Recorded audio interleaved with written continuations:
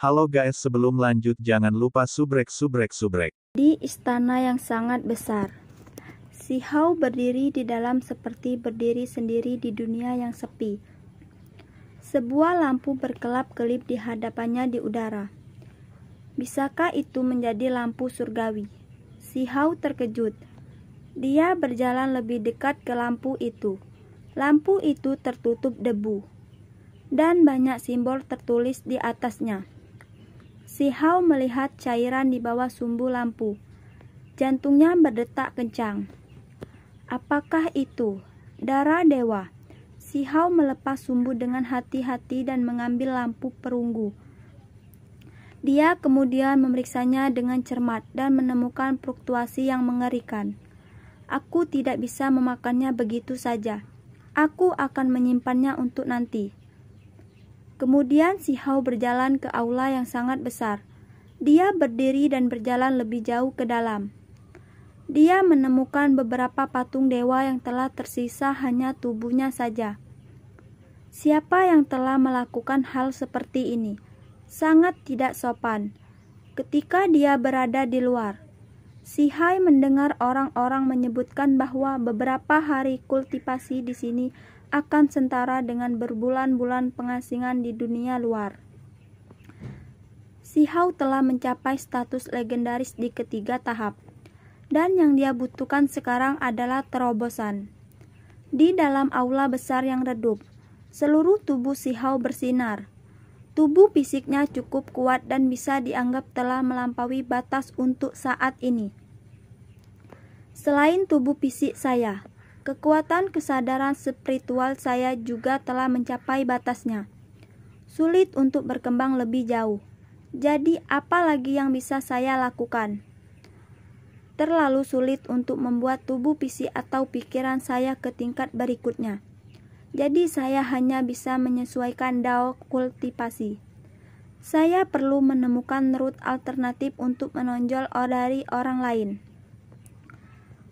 Alam kultivasi hebat berikutnya. Semua yang saya lakukan adalah persiapan untuk dunia kultivasi yang hebat ini. Pada saat ini, cahaya surgawi berubah menjadi pagoda kecil yang akan menciptakan teks tulang. Setelah mencoba metode ini, si Hao menemukan kekuatan eksentrik.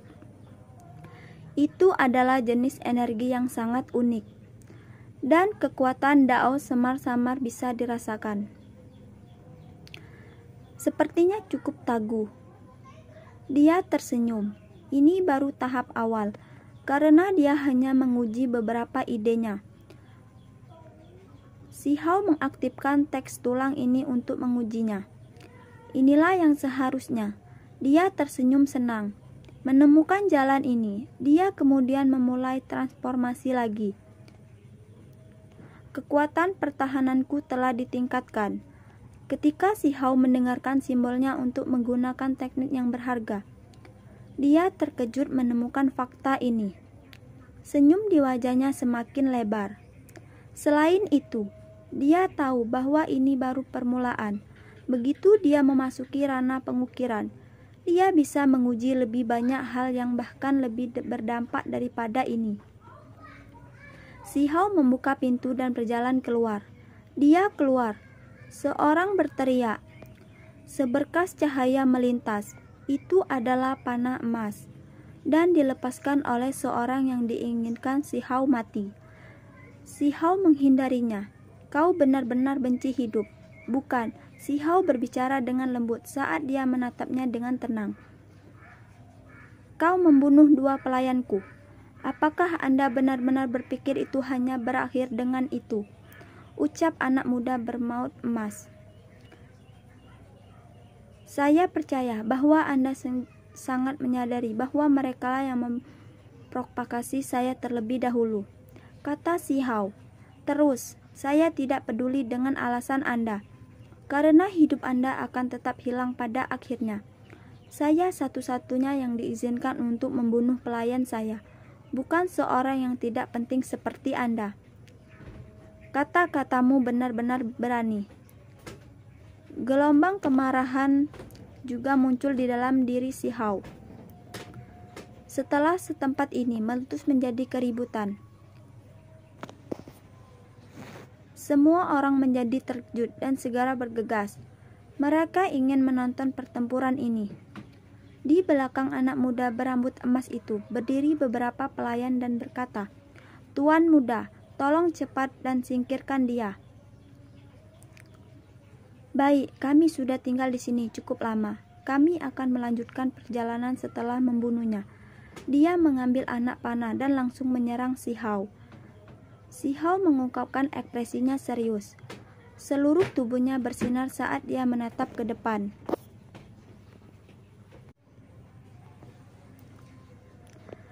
Ekspresi Si Hao berubah. Kekuatan panah ini sangat hebat. Si Hao meraung.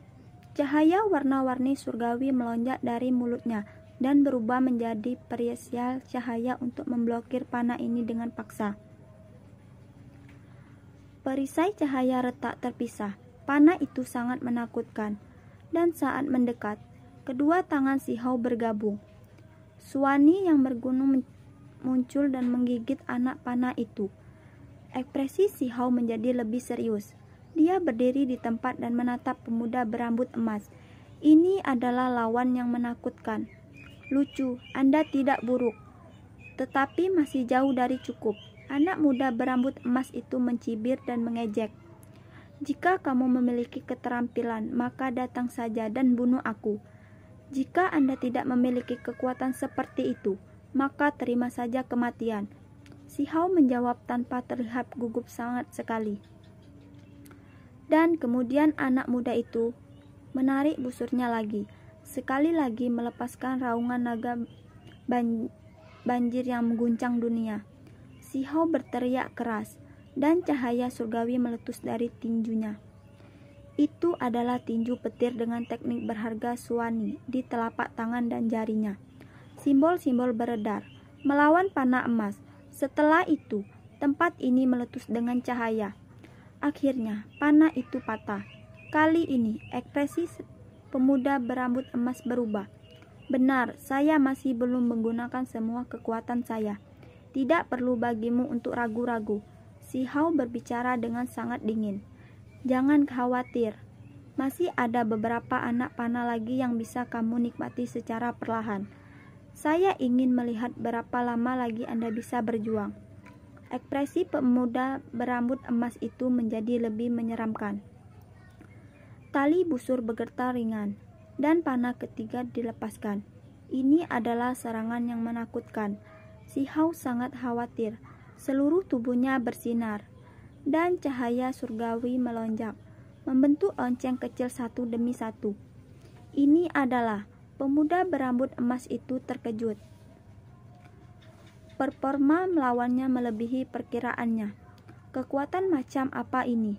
Lonceng besar bergemuruh dan meletus dengan pancaran tak berujung.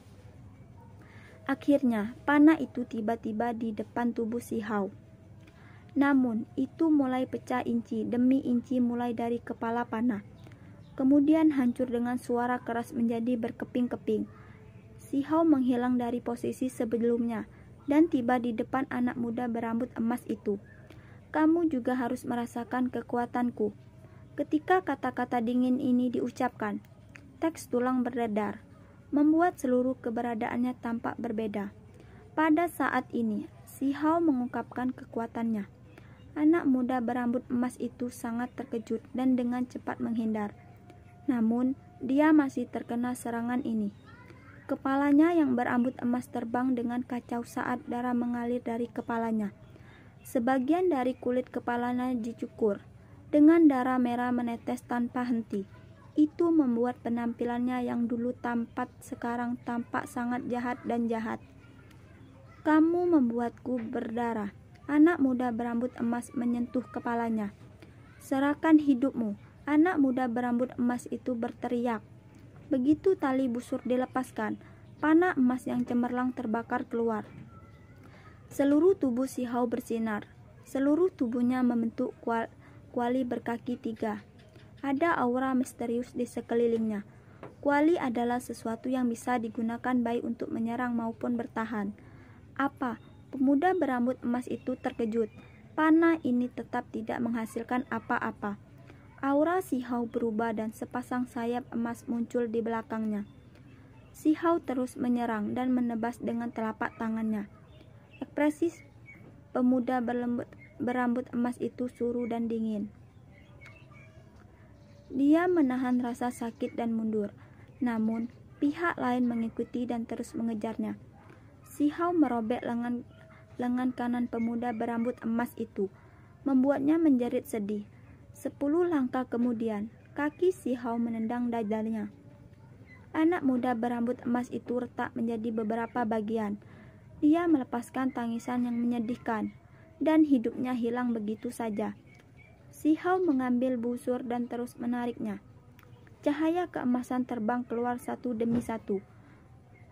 Busur yang sangat kuat. Si Hao menghela napas kagum. Apakah dia dibunuh? Masih ada seorang yang sekuat ini di negara api. 2 anak muda bergegas dari kejauhan menuju Si Hao.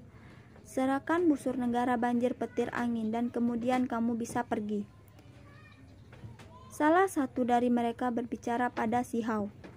Si Hao sangat cepat, dan dalam sekejap mata, dia telah menembus kekuatannya untuk berurusan dengan para ahli alam ukiran ini. Kamu berani, salah satu dari mereka meraung marah. Kedua makhluk ini sama-sama jenius yang sangat kuat. Selain itu, mereka berdua berada di alam ukiran. Jadi bagi Si Hao untuk mencoba dan membunuh mereka sendiri benar-benar tidak terbayangkan. Orang lain ingin melarikan diri, tetapi bahunya tertusuk panah, dan setengah dari tubuhnya hampir meledak. Si Hao bergegas mendekat dan melepaskan kepalanya. Semua orang diam karena takut. Siapa ini? Mengapa mereka belum pernah mendengar tentang dia sebelumnya? Bagaimana mungkin bahkan para jenius surgawi dari luar wilayah ini bukanlah lawannya? Daerah ini mulai mendidih dengan kebisingan. Peristiwa hari ini menimbulkan sensasi yang luar biasa.